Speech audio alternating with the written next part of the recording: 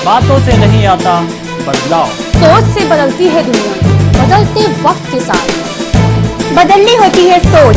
नए सोच के साथ लाए हैं हम खबरों का नया पेपर। आप देख रहे हैं इंडिया वार्ता न्यूज। इस वक्त जनपद मथुरा से खबर मिल रही। आपको बता दें कि मथुरा में ब्रज नगरी में अक्षय तृतीया पर उमड़ा श्रद्धालुओं का जनसैलाब। अपने आराध्य के दर्शन कर अपने को धन मान रहे भक्त। मथुरा श्री कृष्ण की लीला इटली वृंदावन के प्रसिद्ध ठाकुर बांके बिहारी मंदिर में चरण दर्शन के लिए श्रद्धालुओं का अपार जनसैलाब उमड़ पड़ा। संगीत शिरोमणि स्वामी हरिदास जी के लाडले आराध्य ठाकुर बांके बिहारी जी के वर्ष में केवल एक बार अक्षय तृतीया पर्व पर चरण दर्शन भक्तों को सुलभ होते हैं। परंपरा अनुसार इस दिन ठाकुर जी के चरणों में कपूर, केसर, गुलाब जल, मिश्रित चंदन का गोला अर्पित किया जाता है। ठाकुर जी के चरणों में स्वर्णरजत निर्मित पाजेब धारण कराई जाती है। ठाकुर जी को ग्रीष्म काल में शीतलता प्रदान करने हेतु विविध प्रकार के शीतल पेय, फल, सेव, मेवा युक्त दही, गुजिया आदि व्यंजन निवेदित किए जाते हैं। अक्षय तृतीया पर्व पर होने वाले विशिष्ट दर्शनों के लिए देश भर से लाखों भक्त जुटते हैं। अक्षय तृतीया पर ठाकुर जी के वर्ष में एक बार होने वाले चरण दर्शन के लिए श्रद्धालुओं पूरे भक्ति भाव से दर्शन करने आते हैं। वही श्रद्धालुओं का कहना है कि उन्हें दर्शन कर बहुत आनंद की अनुभूति हो रही है। मंडल ब्यूरो राहुल ठाकुर की रिपोर्ट। आपका नाम? मेरा शारदा शर्मा। कहाँ से आए? दिल्ली से। आज ठाकुर जी के सर्वांग दर्शन होते हैं, चरणों के दर्शन में साल भर में सिर्फ एक बार होते हैं, क्या कहेंगे इसको? उसके लिए बहुत अच्छे दर्शन होगा। इतनी भीड़ हो रही है, इतनी भीड़ के बावजूद भी दर्शन बहुत अच्छे हो गए। मन इतना खुश हो गया, मन तृप्त हो गया उन ठाकुर जी के दर्शन पा करके। करीब 3 साल से कोरोना का दौर चल रहा था, उसकी वजह से श्रद्धालु जो दर्शन नहीं कर पा रहे, पर दर्शन करने को क्या कहेंगे? श्रद्धालु बहुत खुश हैं दर्शन करके, अपने ठाकुर जी के दर्शन करके, और वो हर वक्त दर्शन तो देते ही हैं, चाहे वो कितनी भी भीड़ हो, कितना भी कुछ भी हो, वो दर्शन जरूर देते हैं। दर्शन करके बहुत ज़्यादा आनंद आया।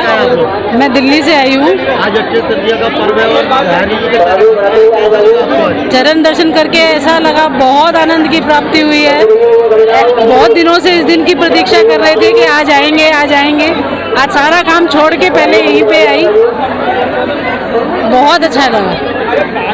क्या भगवान से आपने मांगा, क्या रहा? भगवान को सब पता है भगवान ने क्या देना है। भगवान से मांगने वाला कुछ नहीं उससे छुपा, वो सब जानता है कि किसको क्या देना है, मांगने की जरूरत ही नहीं है। ठाकुर जी के चरण दर्शन है, क्या कहेंगे? जय बिहार जी की।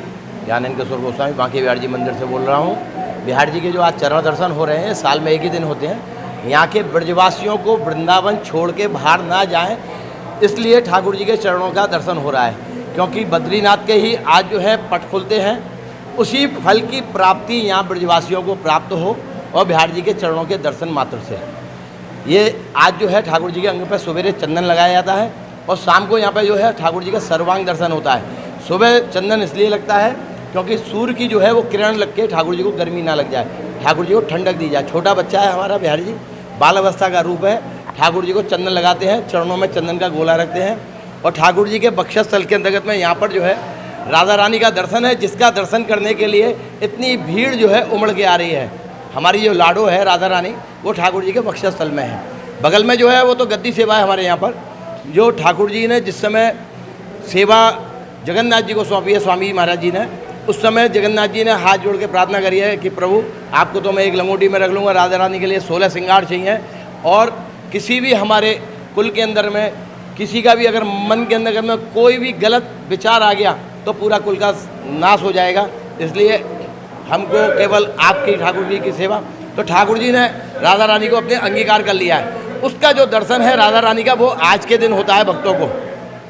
ठाकुर जी का सर्वांग, ठाकुर जी का कमर, ठाकुर जी का पूरा वक्षस्थल, ठाकुर जी के पूरे चरण जो है आज के दिन केवल ठाकुर जी के देखने को मिलते हैं। उसके अलावा तो ठाकुर जी का केवल आपने देखा होगा 364 दिन जो है इतना हस्तकमल और केवल मुखारविंद का दर्शन है।